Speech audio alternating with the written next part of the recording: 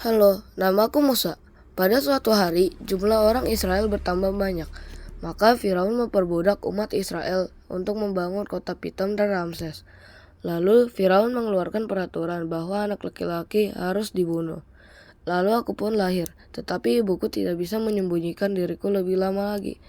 Dan ibuku menghanyutkanku di sungai Nil dengan papan. Lalu diriku diambil oleh putri Firaun dan ia memberiku nama Musa. Saat aku sudah dewasa, aku telah menjadi pangeran Mesir, dan aku melihat orang Mesir sedang memukuli orang Ibrani. Aku membunuh orang Mesir itu dan menguburkan mayatnya di dalam pasir.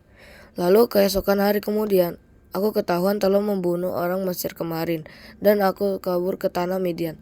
Di sana, aku bertemu dengan keluarga Imam Midian, Rehuel, dan aku menikahi Zipora.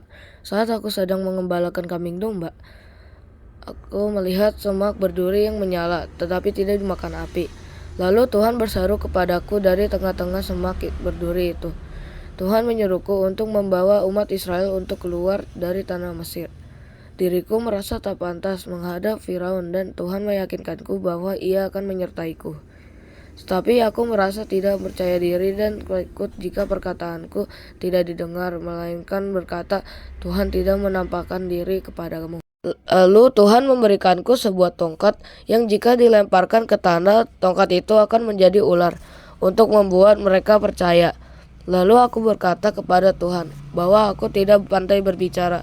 Dan Tuhan berkata bahwa ia telah memerintahkan Harun untuk menemaniku dan ia telah berangkat untuk menjumpai diriku.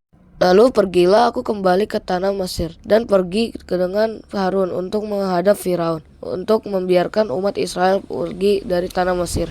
Namun Firaun menolak untuk membiarkan umat Israel pergi, dan ia memperberat pekerjaan orang-orang Israel dengan memerintahkan batu bata harus disusun tanpa menggunakan jerami. Tuhan menyuruhku untuk menunjukkan mujizatnya di depan Firaun dengan melemparkan tongkat, dan tongkat itu akan menjadi ular. Dan aku melemparkan tongkat itu, dan tongkat itu menjadi ular. Lalu Firaun memanggil orang-orang berilmu, dan masing-masing mereka melemparkan tongkatnya, dan berubahlah tongkat itu menjadi ular.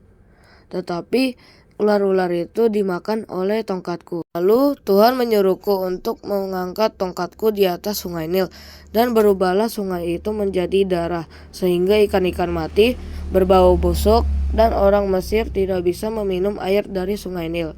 Tetapi Firaun tetap menolak untuk membebaskan orang Israel untuk pergi.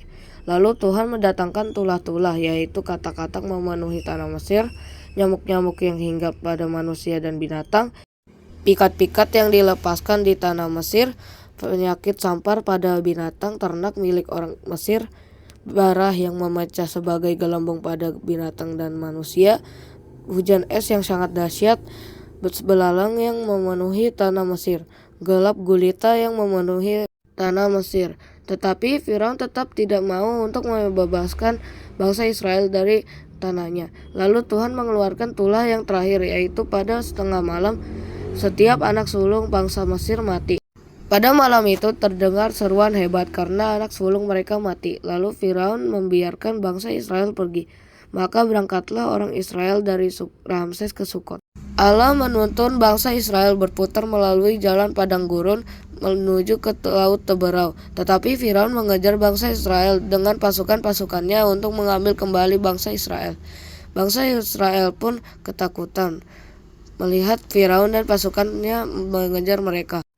Aku pun meyakinkan mereka bahwa Tuhan akan menyelamatkan mereka. Lalu Tuhan berkata kepadaku untuk membelah lautan.